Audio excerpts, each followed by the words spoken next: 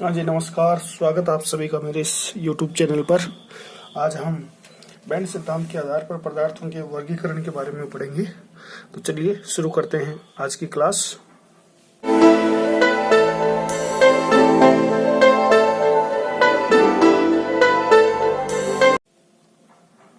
देखिए,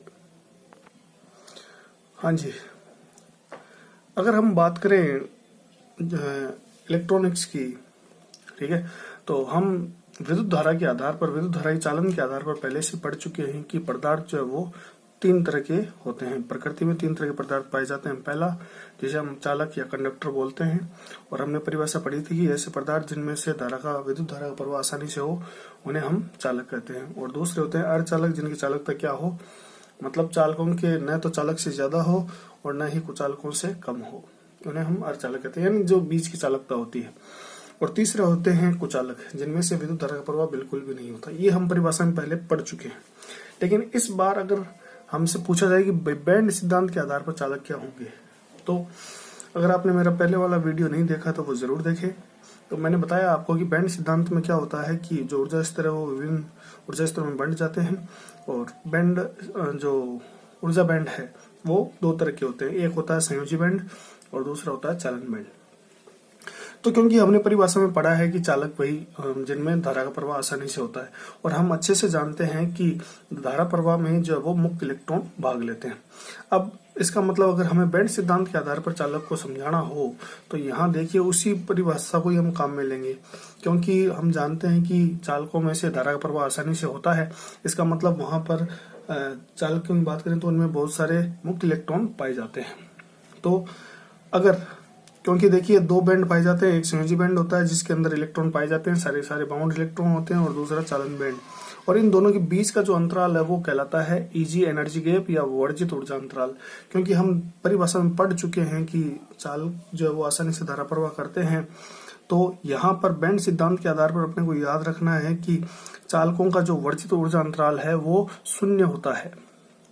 अब शून्य होगा तो इससे होगा क्या भाई, कि जितने भी इलेक्ट्रॉन संयोजी बैंड में हैं, वो क्या करेंगे, तापीय ऊर्जा पाकर, कमरे के ताप पर भी तापीय ऊर्जा पाकर सीधे कहाँ चले जाएंगे, चालन बैंड में चले जाएंगे। क्योंकि बीच में अंतराल ही नहीं है तो ये आसानी से ऊर्जा को पार कर लेंगे। तो हम ये कह सकते हैं कि चालन बैंड और संयोजी बैंड जो वो चालकों में एक ही होते हैं, और वर्जित ऊर्जा अंतराल इनके लिए कितना होता है, शून्य होता है। जैसे कि सोडियम धातु के लिए यहाँ बना रखा है, सोडियम क्या है, एक चालक है। इसी प्रकार मैग्नीशियम की बात करें तो मैग्नीशियम में तो चालन बैंड और ये संयोजी बैंड दोनों एक दूसरे को अतिव्यापित करते हैं, ओवरलैप करते हैं। तो कहने का मतलब है चालक जो विद्युत धारा का प्रवाह इसलिए कर पाते हैं कि उनमें मुक्त इलेक्ट्रॉन पाए जाते हैं। मुक्त इलेक्ट्रॉन इसलिए पाए जाते हैं कि वर्जित ऊर्जा अंतराल जो वो शून्य होता है, और संयोजी बैंड के जो बाउंड इलेक्ट्रॉन है वो आसानी से चालन बैंड में आ जाते हैं। तो अगर हम बात करें परिभाषा की, तो परिभाषा देखिए क्या है, वे पदार्थ जिनमें वर्जित ऊर्जा अंतराल क्या हो, शून्य हो, तथा इलेक्ट्रॉन आसानी से संयोजी बैंड से चालन बैंड में जा सकते हैं, वो क्या कहलाते हैं, चालक कहलाते हैं। ठीक है। तो कहने का मतलब जब भी आपसे बैंड सिद्धांत के आधार पर पदार्थों का वर्गीकरण पूछा जाए तो आपको संयोजी बैंड, चालन बैंड और वर्जित ऊर्जा अंतराल के आधार पर इनको डिफाइन करना है। नेक्स्ट देखिए आप अर्धचालक। तो देखिए अर्धचालक जो है, नाम से पता चलता है कि इनकी चालकता चालकों से कम होती है, मतलब चालकता तो होती है।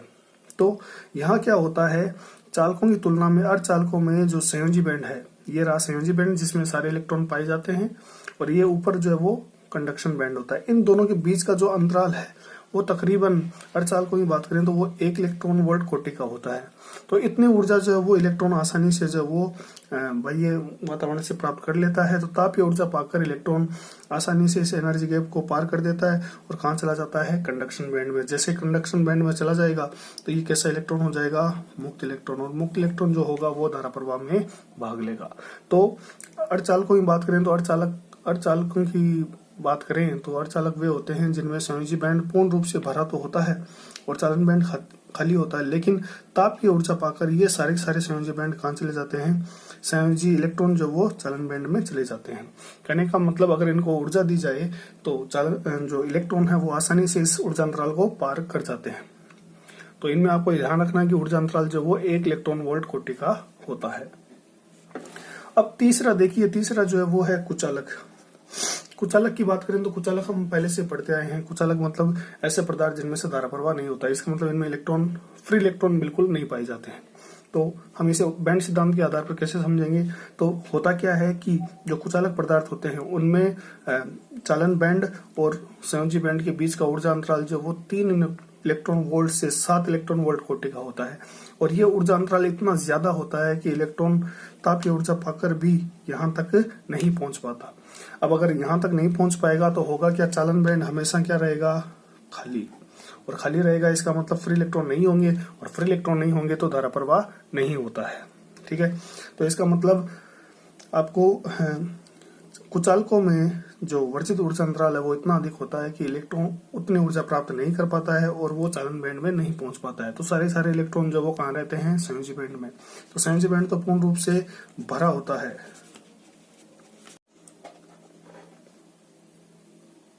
हाँ जी, इसका मतलब ये देखिए आप कि हम बात कर रहे थे कुचालक की, तो यहाँ देखिए मैंने लिख रखा है कि ऐसे पदार्थ जिनमें संयोजी बैंड भरा होता है लेकिन चालन बैंड खाली होता है, क्योंकि ऊर्जा अंतराल इतना अधिक होता है कि ऊर्जा पाकर भी इलेक्ट्रॉन चालन बैंड में नहीं पहुंच पाता। इस वजह से इन पदार्थों में से विद्युत धारा का प्रवाह नहीं होता। उदाहरण की बात करें तो हीरे की बात करें तो हीरे के लिए वर्जित ऊर्जा अंतराल जो है वो कितना होता है?